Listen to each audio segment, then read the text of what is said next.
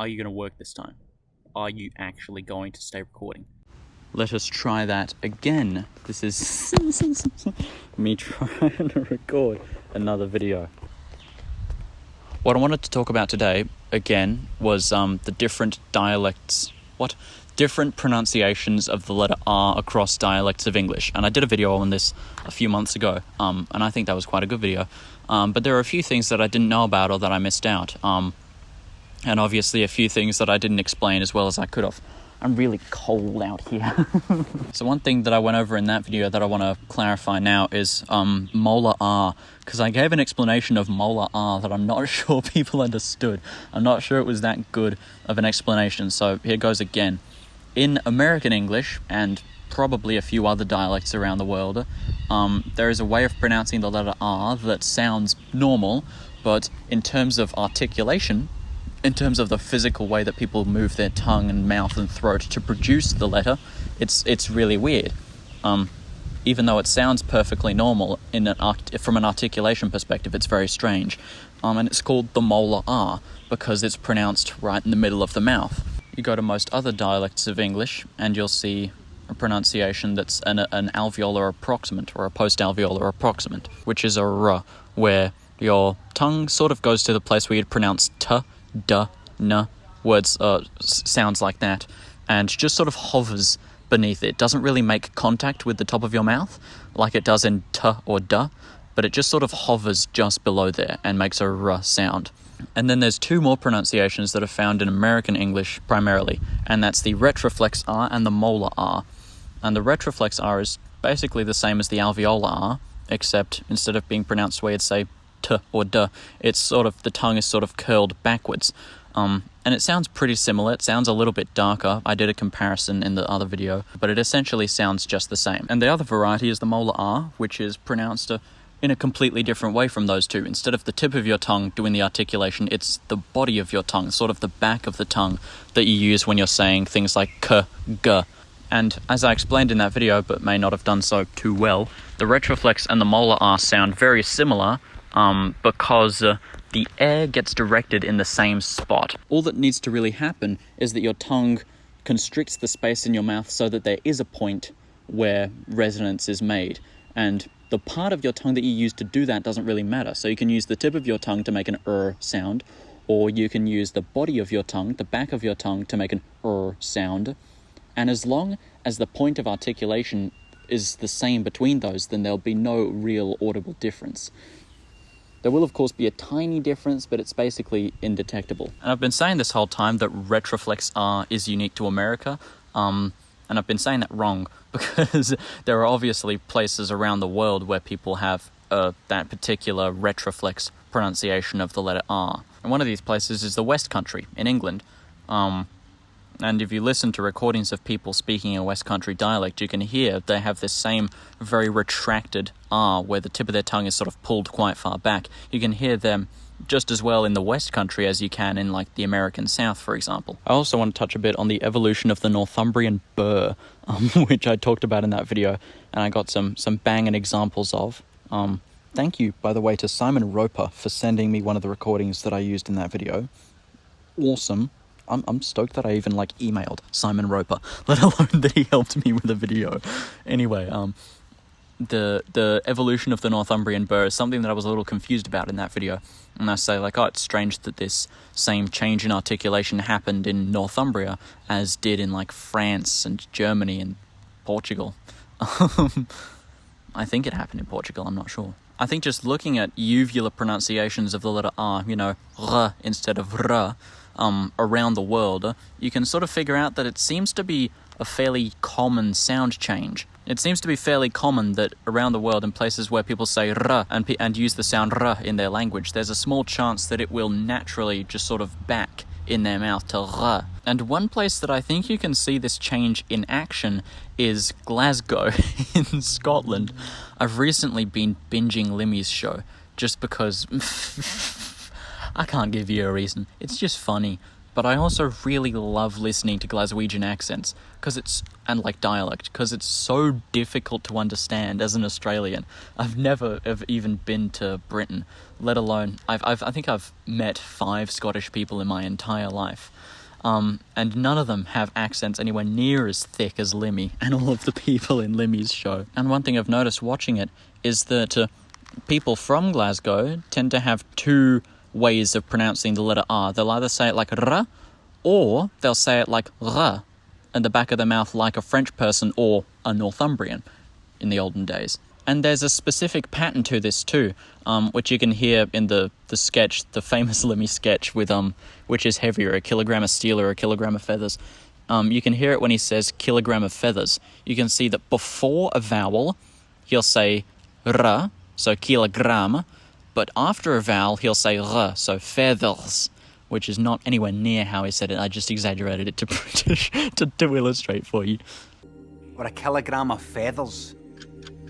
I mean, I'm not going to make any predictions about, how Glasgow English is going to evolve into the future, but I am going to say that I think if we look at the modern situation in Glasgow where people say R before a vowel and R after a vowel, is probably quite similar to what happened in Northumbria with the gradual transition of R to R in all circumstances. But there would have been a point where people just said R in certain circumstances because it was a little bit easier. And then, over time, the R pronunciation would have become more and more common until you said it in all positions. Now, I'm not saying that in like 100 years' time or 200 years' time, people in Glasgow will be saying kilogram, but I'm just saying, if you look at the modern situation in Glasgow with the letter R, and then looked at Northumbrian English as it was developing this unique R sound, if you look at that transitional period, I'm sure that there would have been a time in Northumbria where people used the letter R in the same way that people in Glasgow do today. I also noticed something interesting watching the show, and that I talked in the last video about how the uvular pronunciation of the letter R in Northumbria had an influence on the vowels in Northumbria, and you can still hear this in people from, people with Geordie dialect. You can still hear the influence of this today, where people will start saying nurse like Norse, or first like force, because of, how I described in that video, the pronunciation of R at the back of the mouth, sort of dragging vowels backwards. I've heard this a few times in Limmy's show with Glaswegians, where, pronunciation of R as R at the back of the mouth is sort of dragging certain vowels backwards. You'll see like person instead of person, for example. I've also heard tell from the wild frontier of Wikipedia that South Tipperary in Ireland, I don't know if that's how you pronounce it, but that place also had a uvular pronunciation of R as R, and I can't find a single audio recording to back this up. I've only been able to find one reference to it actually occurring in South Tipperary, and it's the source that Wikipedia cites. So I don't know if this is true, and I haven't been able to find any recordings of it, but apparently South Tipperary in Ireland also had a uvular pronunciation of R. I've also noticed, since I made that video, an interesting allophonic thing in a lot of people's accents, where people will roll their R's after the TH sound. So I've noticed this in Australia. A lot of people will say through instead of through. Not quite that exaggerated, but it's along those lines. Here's some recordings of it. Because now we're at the point that through quantum physics, through things like nanotechnology, they have apps already that looking through the camera. When you get through it all, we jump through hoops to make sure that Bolt believes everything. Yes, they expect you to do that. All 3 of you get dressed. In fact, they seek out debt on an even larger scale through a home loan. Surely then it was author Isaac Asimov who devised the 3 laws of robotics. It's probably just because it's easier to say through than through. That's probably why it happens. There's nothing important or, groundbreaking. I just think it's interesting. There are also 2 things that I want to add to that video that aren't really a change in the pronunciation of R necessarily, but it's a change in the way things to do with the letter R are treated.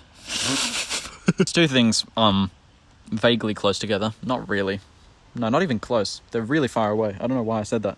There's 2 places in America, 2 big cities, Memphis and Baltimore, where the local dialects of African-American vernacular English have developed very interesting ways of treating vowels next to the letter R.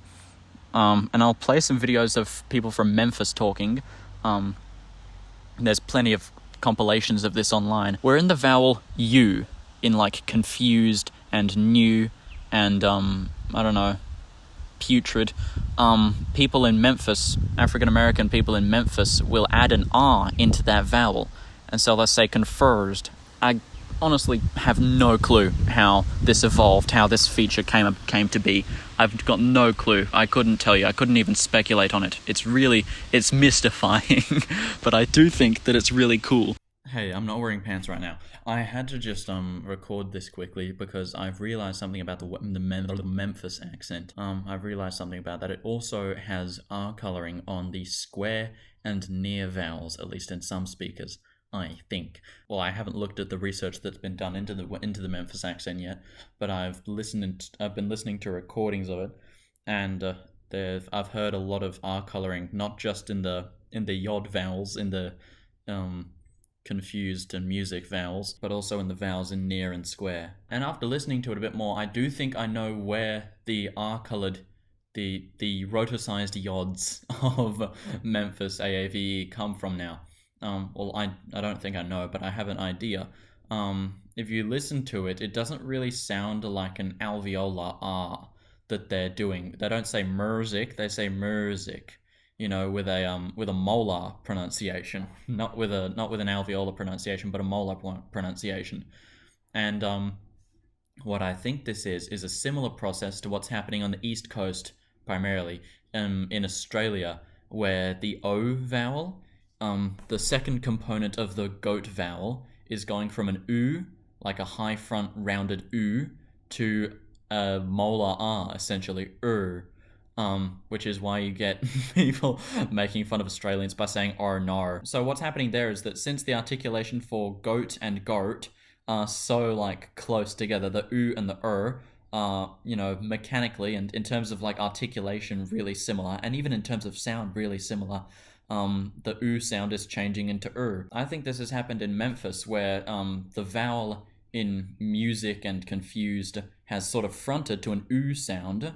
And you already hear that U sound in other AAV accents like Baltimore, which I think I'm going to talk about in a second. So it developed a high front rounded U in music and confused, and then that rhoticized just like the goat vowel in Australian English. I should be looking up there.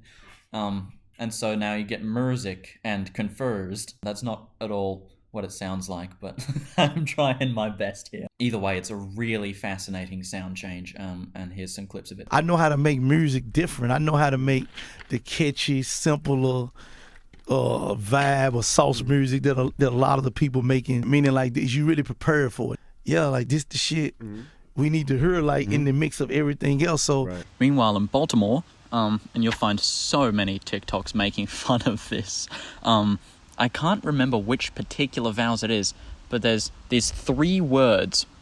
One of them is Aaron and one of them is iron.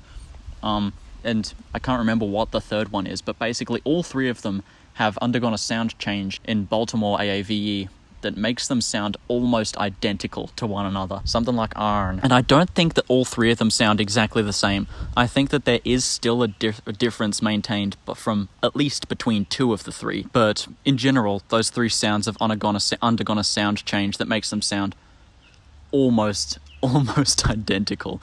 And you will find no shortage. Just look up Baltimore accent on TikTok and you will find no shortage of people making fun of it. Iron. Damn, what the fuck? We really talk like that? Iron. What? Iron, and iron. It's iron, and iron. I mean. And so that's the two things that I wanted to add on to that, of how R-colored vowels in American English in different dialects.